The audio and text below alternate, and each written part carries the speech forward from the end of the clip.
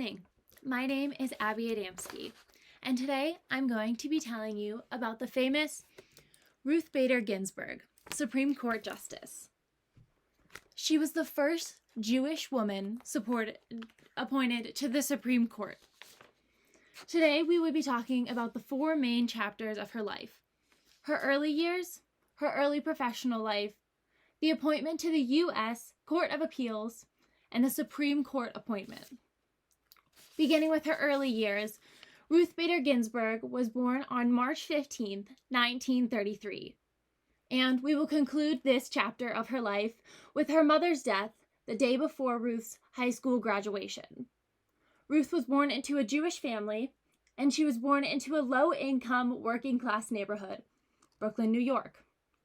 Ruth was born in the midst of the Great Depression. She grew up in the public school system and was quite successful. She earned very, very good grades. Ruth's mother played an exemplary role in her life. Ginsburg's mother taught her the value of independence and was a good education. Cecilia was one of her daughter's largest influences. Dying the day before Ruth's high school graduation, her mother's passing pushed Ruth to work even harder and succeed even more in life.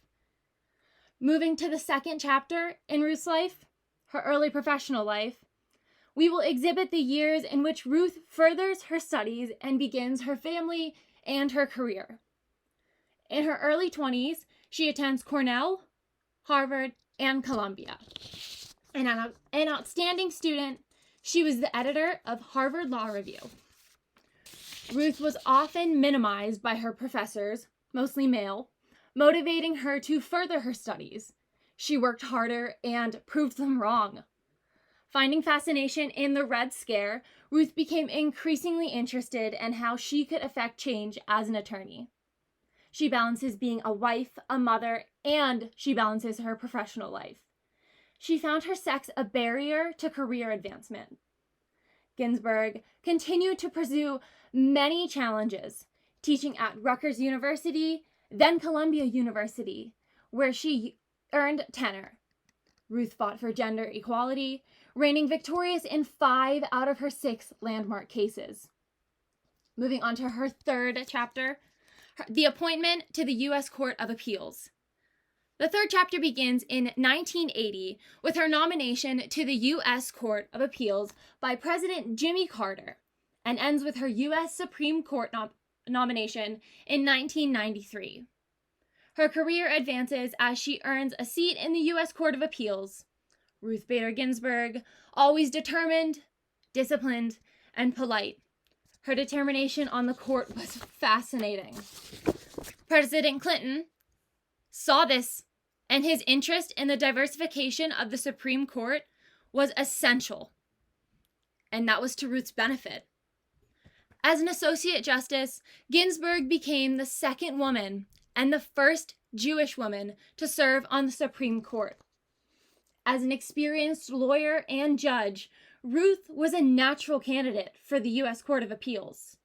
Her impact on equal rights influenced countless cases, and her work was groundbreaking, and that it continues to influence future court decisions today.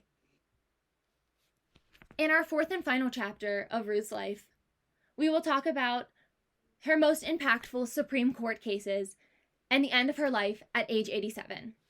Ruth was a respected authority in her field, and she made fast friendships with some of her colleagues, including Associate Justice Antonin Scalia, who was often her opponent inside the court, but she respected him and he respected her. Justice Ginsburg knew how to treat others with respect and used it in her path to success. Her life's work will impact our country for generations to come. As Ruth states herself, fight for the things that you care about, but do it in a way that will lead others to join you. Ruth's death on September 18th, 2020, marked the end of a life of legacy, passion, and determination.